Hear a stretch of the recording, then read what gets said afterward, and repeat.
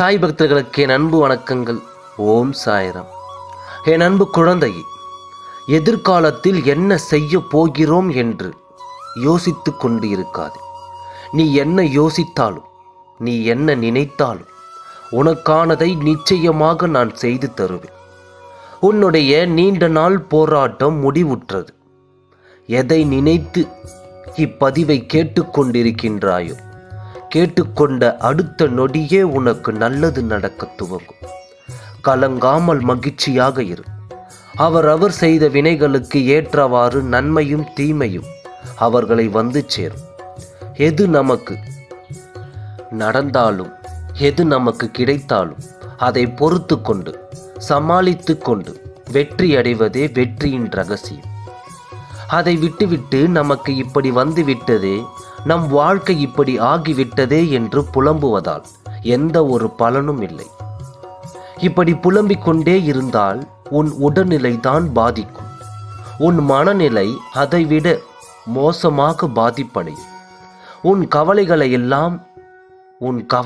எல்லாம் தூர எறிந்துவிடு.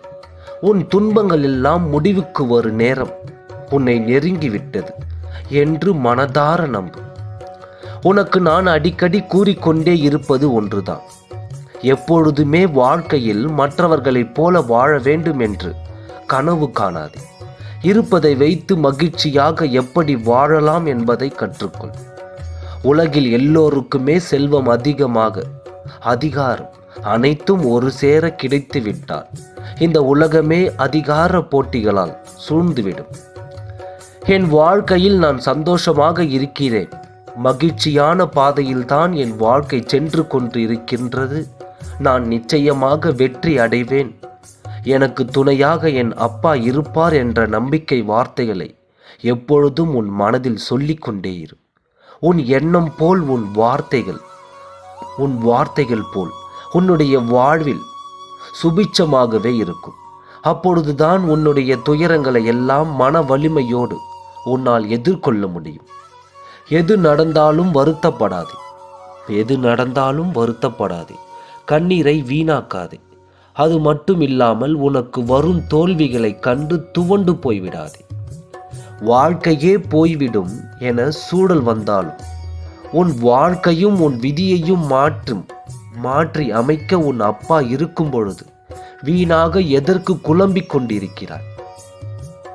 நமக்கு வந்து இருக்கும் துன்பம் மிக பெரியது, மழை என வந்திருக்கின்றது என்று நினைத்து உனக்கு வந்து கொண்டிருக்கும் இன்பத்தை தொலைத்து விடாதே. என் மகளே, உனக்கான வாழ்க்கையையும் அதற்கு ஏற்றாற் போலான காலங்களும் நிரம்பி இருக்கிறது. அந்த காலத்தை உனக்கு ஏற்றாற் போல், உனக்கு தகுந்தாற்போல் மாற்றிக்கொள்வதே உன் வாழ்க்கையில் நீ வெற்றி அடைவதற்கான இரகசியமாக இருக்க வேண்டும். எனவே எதை நினைத்து வருத்தப்படாமல் தைரியமாக இரு. போராட்டம் முடிவுக்கு வர நேரம் வந்துவிட்டது.